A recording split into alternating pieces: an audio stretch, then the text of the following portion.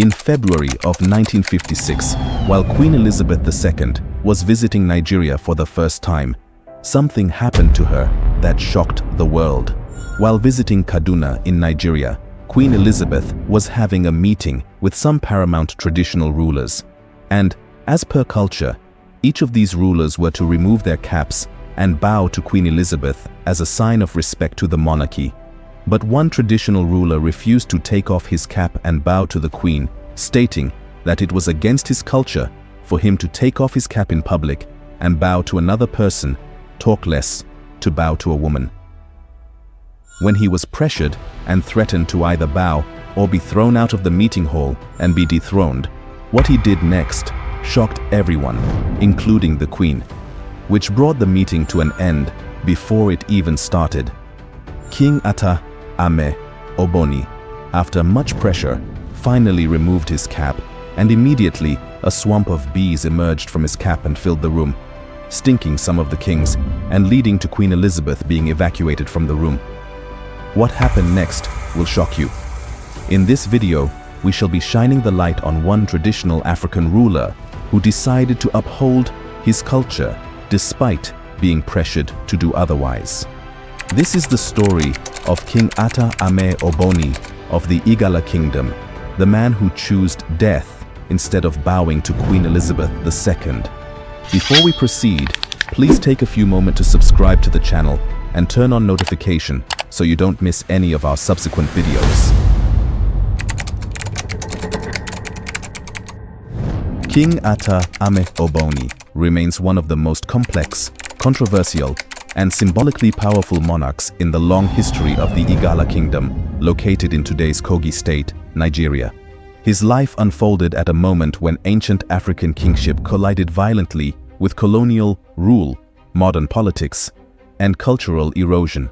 To understand Ame Oboni is to understand that collision. Ata Ame Oboni was born in the early decades of the 20th century into a royal lineage of the Igala people, whose monarchy dates back several centuries to the era of Ayegba Idoko and the consolidation of the kingdom around the Niger-Benue confluence. From childhood, Oboni was raised with the awareness that kingship among the Igala was not merely political, it was spiritual, ancestral, and sacred. And Ata was believed to be the living representative of the ancestors and a custodian of cosmic balance between the living, the dead, and the unborn. His early upbringing followed the traditional royal pattern. He was instructed in Igala history, oral traditions, ritual obligations, and sacred taboos, while also being exposed to the growing influence of Western colonial education and administration. This dual exposure shaped his personality deeply. Unlike many traditional rulers who adapted to colonial authority, Ame Oboni developed a strong conviction that no foreign power had spiritual or moral authority over an Igala king. The Igala throne is not inherited automatically. Succession is determined through a complex process involving royal clans, kingmakers, and spiritual divination. When the previous Ata died, the kingdom entered a tense succession period. British colonial officials attempted to influence the process, preferring a compliant ruler who would cooperate fully with indirect rule.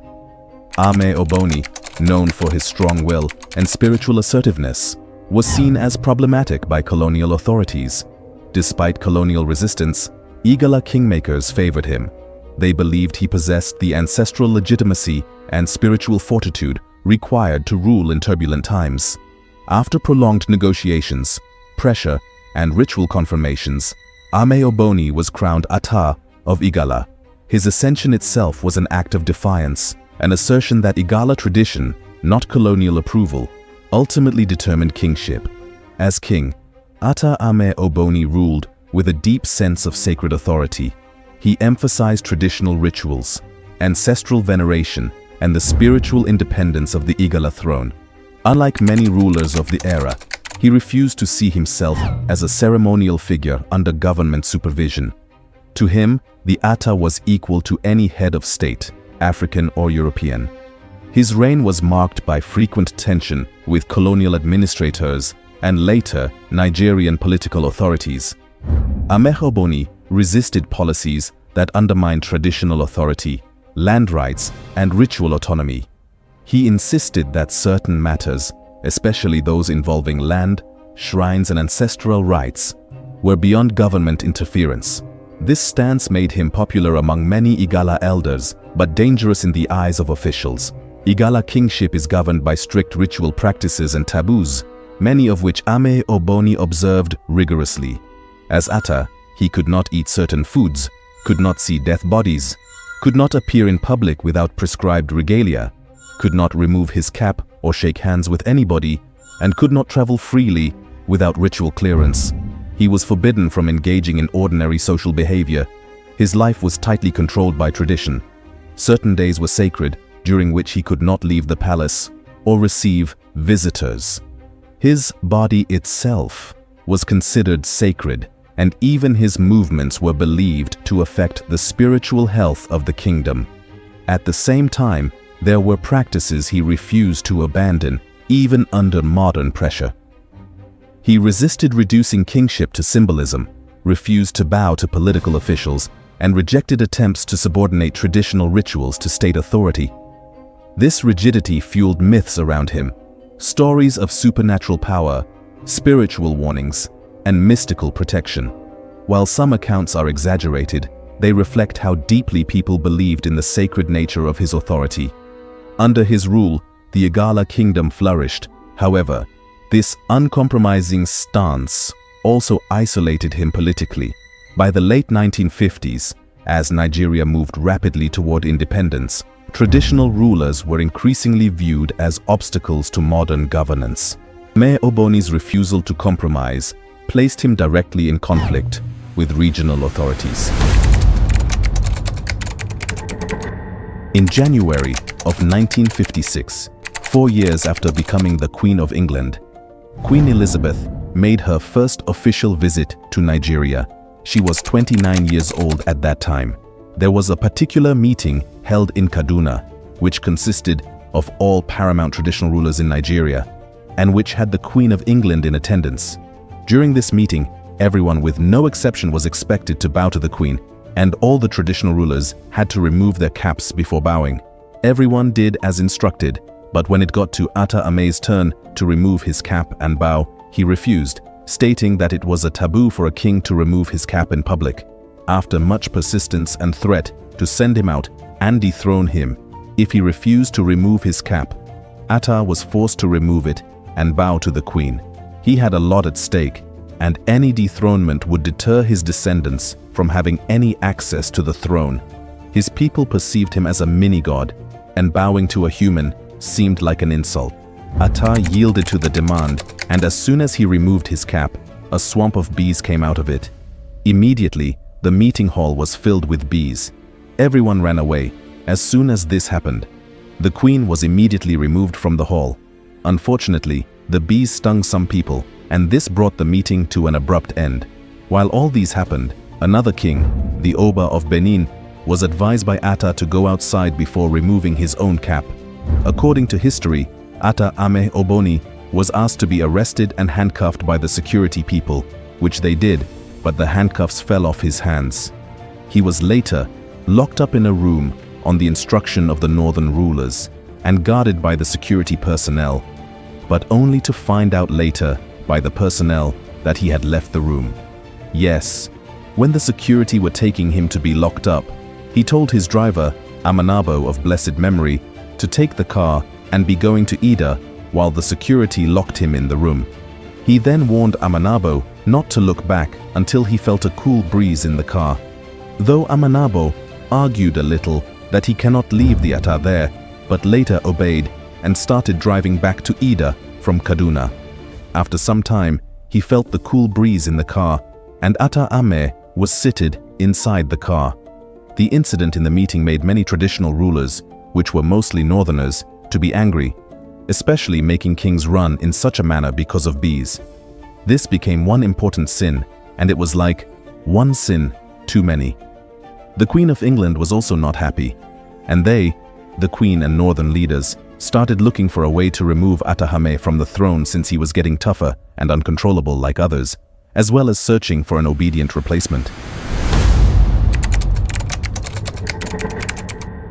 After the incident with the queen, King Ata Ame returned to his village and continued ruling. However, his enemies kept looking for ways to dethrone him. Igala has various cultural festivals, one of which is Ocho. Ocho is celebrated before farming starts, and it is the time that the Ata of Igala prays to God for sufficient rainfall, bountiful harvest, and success in hunting. It is celebrated in the bush, and the venue is called Ere Ocho, where the Ata will hunt until he kills a buffalo or a strong animal.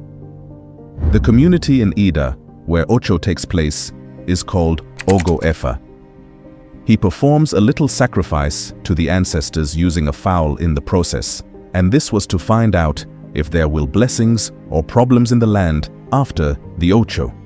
Before this time, the enemies at home, among the Igala people, especially those having connections with the leaders of the northern region, were working hard to get any evidence, either true or false, which can be used to remove him from the throne. The blood of the animal used as sacrifice at Ocho ground now became what the enemies would use against him. Petition was written by these two Igala people to the queen and some other northern leaders that Ata Ame was sacrificing humans during the Ocho festivals. Since they were looking for any means to displace him with, judgment was quickly passed that he must be dethroned, even when investigations were not yet concluded. In addition, all the Igala cultural festivals, including the Ocho, were immediately banned, and this remained for almost 63 years, until Governor Yahaya Bello unbanned them based on the appeal of the present Ata Igala. Already, before this time, the Oba of Benin, who had such friction with the British, had already been dethroned and banished from Benin. So, Ata Ame Oboni knew that at that point, no matter what spiritual approach applied, it can only postpone the evil day, as his enemies will never relent until he was removed by them. The result of the blood sample, which was taken from the Ocho venue and taken to University of Ibadan for analysis, had arrived, and it was proved that it was the blood of an animal and not human. Sadly, the revered king, Ata Ame, had passed on before the result was brought.